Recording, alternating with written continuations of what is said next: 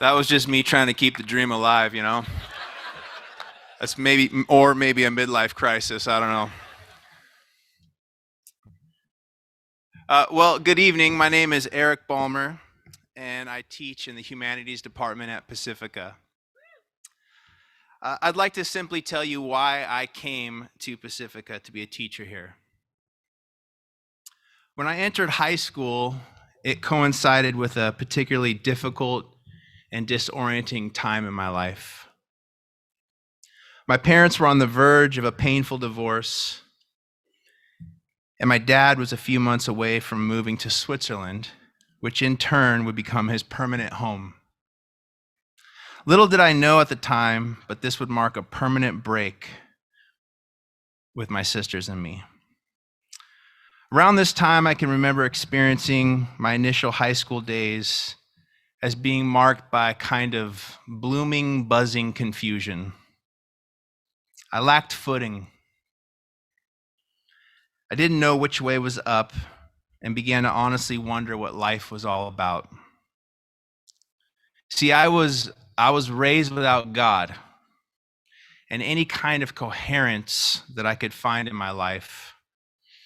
It was ad hoc, it was piecemeal, it was provisional. I was like a Costco shopper.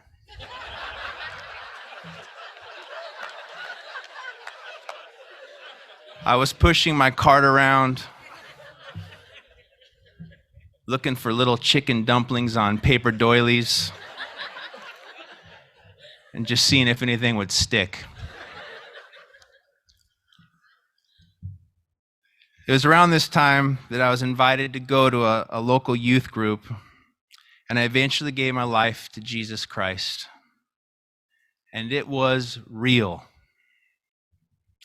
I was converted, and I found a kind of love that was liberating and sustaining and unlike anything I'd ever known.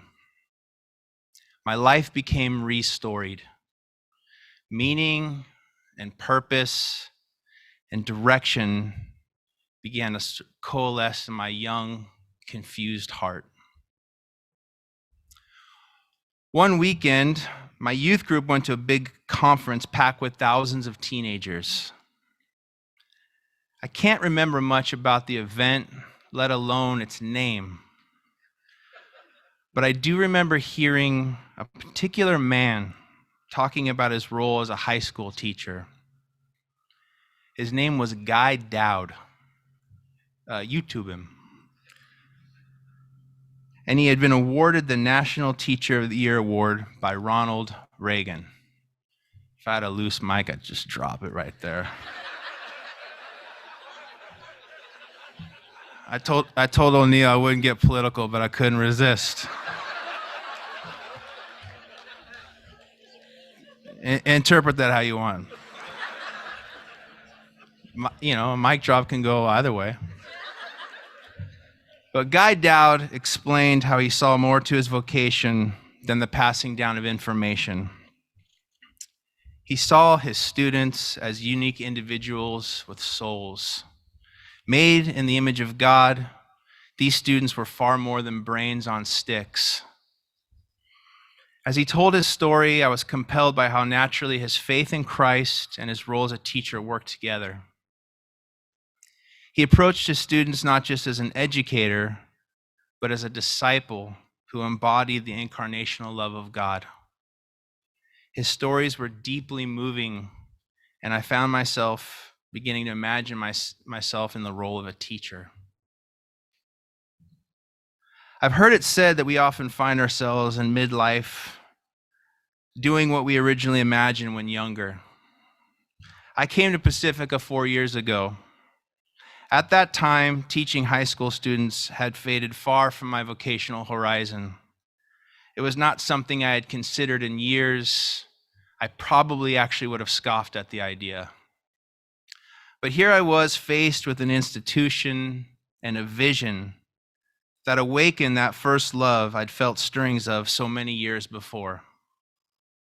Here was an institution that took the life of the mind and Christian discipleship seriously. and I found myself wanting to play a role in what Pacifica had to offer.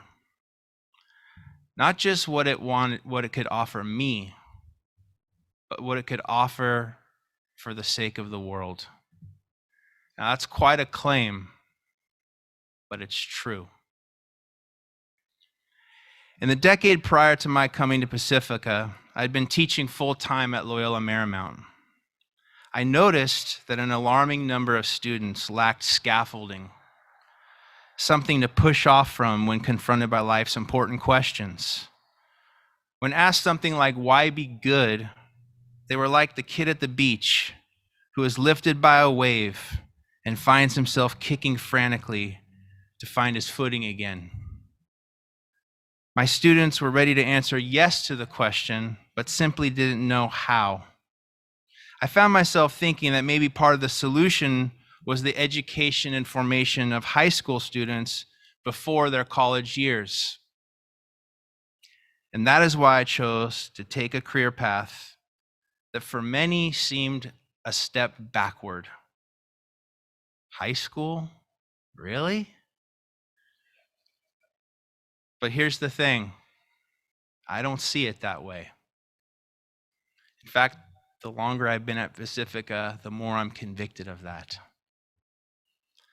I don't see your kid as a hassle to be merely tolerated for the duration of a school day. Your children are unique individuals with specially created souls. And high school is such a challenging and formative period in their lives. It's an honor to teach them. And my colleagues and I take it very seriously. We see it as a privilege, indeed, as a calling. And your children bring joy to us. This isn't a part of my speech, but I'm just going to tell you a quick story. I got the mic. My son Simon's in 5th grade, and he did about 2 weeks of Zoom school at our local public school, and it was a disaster. And so he went on to sort of an individualized distant learning type thing, and sort of tracked with his class, but he didn't learn online. He just did it at home, and we checked his work. Recently, they went back to school. And so he was able to go back with his class, but he hadn't been with them on Zoom. And so they all went back to school, and he went into his classroom and met everybody and his teacher for the first time. And when he went into the classroom, his teacher said to him, "You must be Simon." And he said, "Yes." And that's all she said to him. He was a deduction. No welcome was given to him. He was a cog in the educational machine. He was a variable. He was an X or a Y, not a young boy with a soul in need of real formation. At Pacifica this year, we've had transfer students. 2 recently came. They came about 10 days apart in my class. And about a month later, I just asked them in class randomly, "Charles, Jeffrey, are you experiencing something here at Pacifica that is different and unique than what you came from? Are you experiencing dignity, recognition, and a community of love?" And they both quickly and unequivocally said yes. And I knew they would, because I see what happens at our school. At Pacifica, the micro and the macro meet. Students are known and valued as individuals at the micro level, and they are educated in the transcendentals at the macro level, namely the true, the good, and the beautiful. It is these things and all the corollaries that follow from them that give them the footing and meaning they need as they mature into their own lives and callings. In Romans 12, the Apostle Paul exhorts us to overcome evil with good.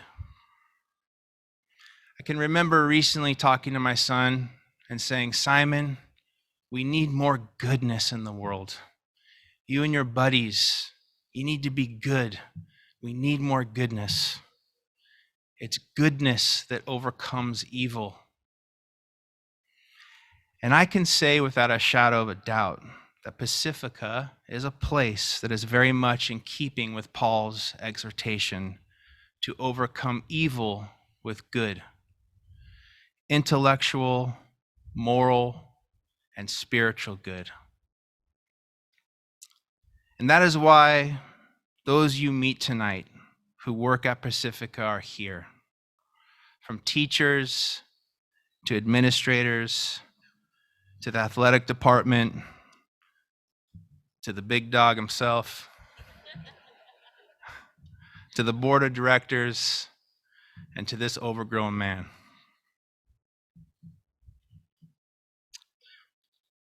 I'm an elder at my church, so I can't help without some kind of benediction.